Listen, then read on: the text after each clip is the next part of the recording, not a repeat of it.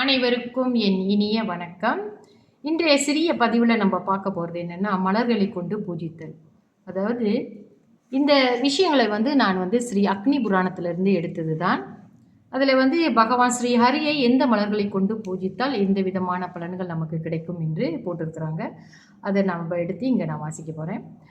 பகவான் ஸ்ரீ ஹரியை பூஜிக்கிற விதங்கள் நிறைய உபசாரங்கள் இருந்தாலும் கூட இந்த மலர்களை கொண்டு பூஜிப்பதும் அது ஒரு விதம் அர்ச்சித்து வழிபடுவதும் ஒரு விதமாக கருதப்படுகிறது. மலர்களுள்ளே மிகச் சிறந்ததாக கருதப்படும் மாலதி என்ற புஷ்பம், மறிக்கொழுந்து, இந்த 2 புஷ்பங்களால் நம்ம பகவானை அர்ச்சித்தால் ஆனந்தகரமான வாழ்க்கை அடைவார்கள் அப்படின்னு இங்கே போட்டிருக்கு. மல்லிகைப்பூ புஷ்பத்தால் அர்ச்சித்தால் பாவங்களில் இருந்து விடுபட்டவனாகுவான் அப்படின்னா குறிப்பிட்டிருக்காங்க. ஜாதி புஷ்பம் ஒருவனுக்கு வைகுந்த வாசமே கிடைக்கும் அப்படின்னு போட்டிருக்காங்க. மலையாண்டி, குருக்கத்தி ஆகிய புஷ்பங்கள் வைகுந்த வாசம் கிட்டும். அலரி, முட்செவ்வந்தி மலர்களால் அர்ச்சனை செய்பவன் தெய்வ பக்தி நிறைந்தவனாக விளங்குவான்.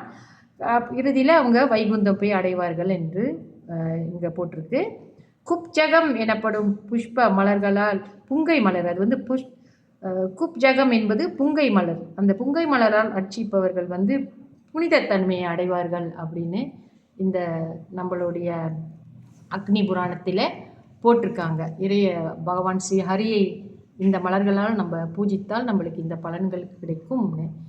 இது எப்படி நம்ம எடுத்துக்கணும் அப்படின்னு சொன்னாக்கா, இந்த மலர்களுக்குன்னு ஒரு மருத்துவ குணங்கள் இருக்குது. இந்த மருத்துவ குணங்கள் இப்போ நான் குறிப்பிட்ட இந்த மலர்கள் எல்லாமே நமக்கு சில மலர்கள் நம்மளுக்கு எப்பவுமே கிடைக்கக்கூடிய வசதியில் தான் இருக்குது.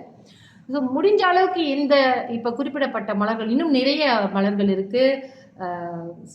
அதுவும் தொடர்ந்து வரும் பதிவில் பார்க்கலாம். இதை நம்ம செய்யும் பொழுது அந்த மலர்களுடைய தன்மை, அதாவது அந்த மருத்துவ குணமாகப்பட்டது நம்ம குணத்தையே மாற்றக்கூடிய தன்மை உள்ளது என்பது தான் நீங்கள் நம்ம கருத்தில் கொள்ள வேண்டும்.